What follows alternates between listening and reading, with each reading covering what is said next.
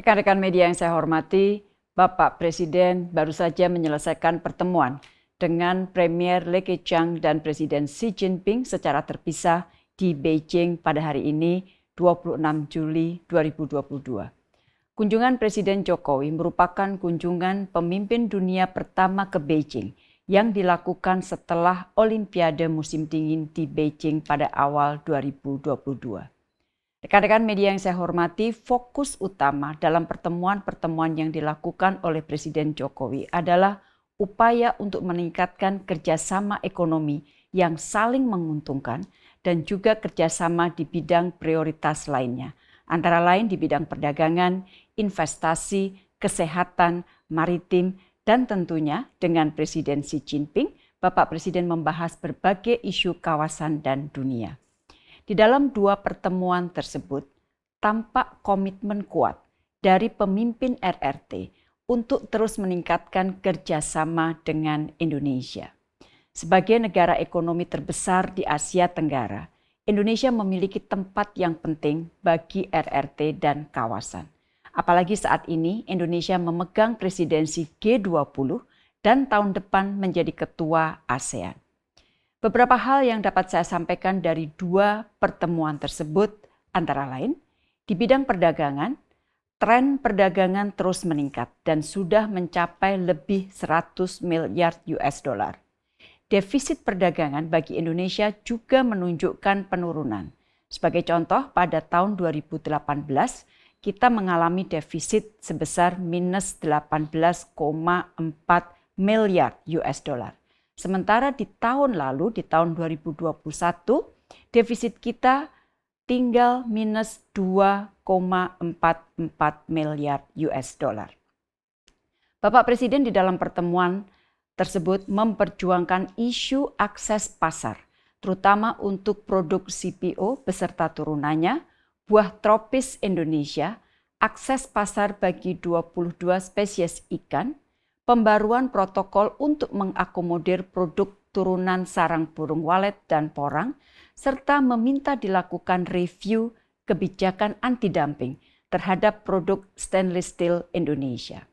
Di bidang investasi, investasi yang berkualitas untuk pembangunan ekonomi hijau dibahas oleh para pemimpin, antara lain di bidang energi terbarukan, pengembangan mobil listrik, pengembangan industri baterai, dan pengembangan Green Industrial Park.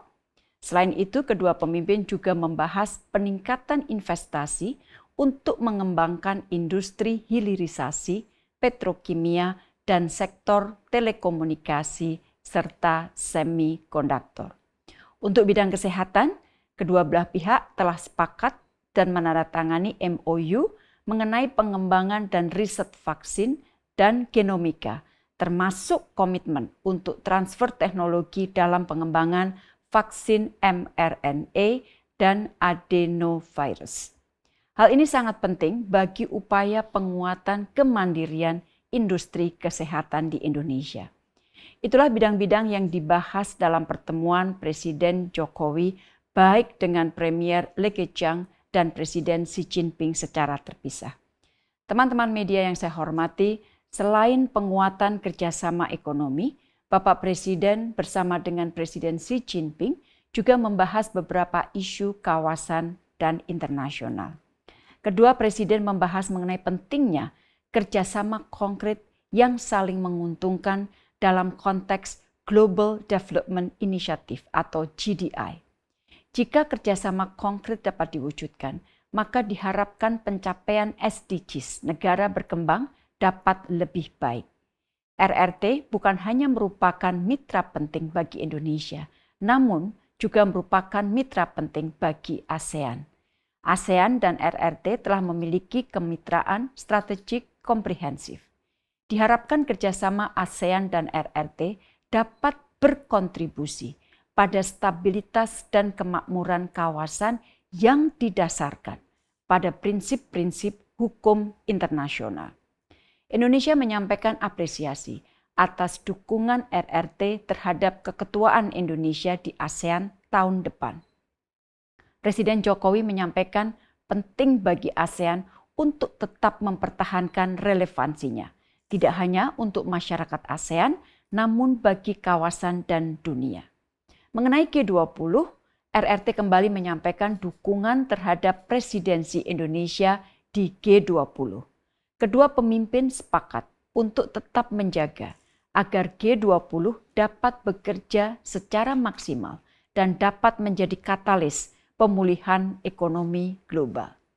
Di dalam kunjungan ini, rekan-rekan telah disepakati beberapa kesepakatan antara kedua negara, yaitu pertama, pembaruan MOU Sinergi Poros Maritim Dunia dan Belt Road Initiative. Kedua adalah MOU Kerjasama Pengembangan dan Penelitian Vaksin dan Genomika. Ketiga, MOU mengenai pembangunan hijau. Keempat adalah pengaturan kerjasama kelautan. Kelima, protokol mengenai ekspor nanas Indonesia. Keenam, pengaturan kerjasama pertukaran informasi dan penegakan pelanggaran kepabeanan. Dan yang ketujuh adalah rencana aksi kerjasama pengembangan kapasitas keamanan cyber dan teknologi.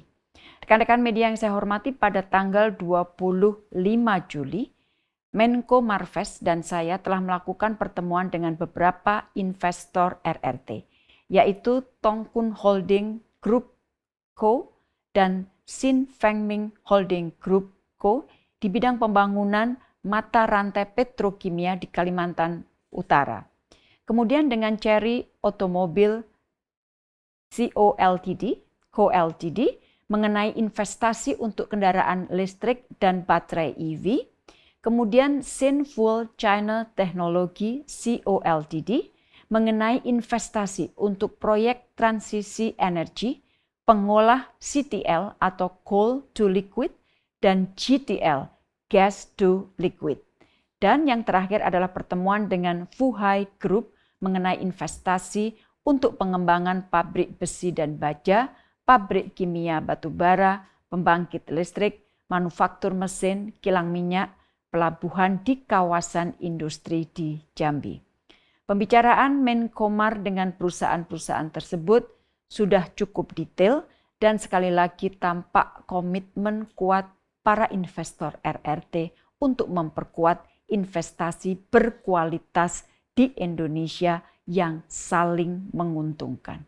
Demikian yang dapat saya sampaikan, dan malam ini Bapak Presiden bersama dengan delegasi terbatas akan terbang menuju Tokyo, Jepang, dan besok pagi rencananya Bapak Presiden antara lain akan bertemu dengan Perdana Menteri Jepang dan juga akan diterima oleh Kaisar Jepang. Demikian teman-teman, terima kasih.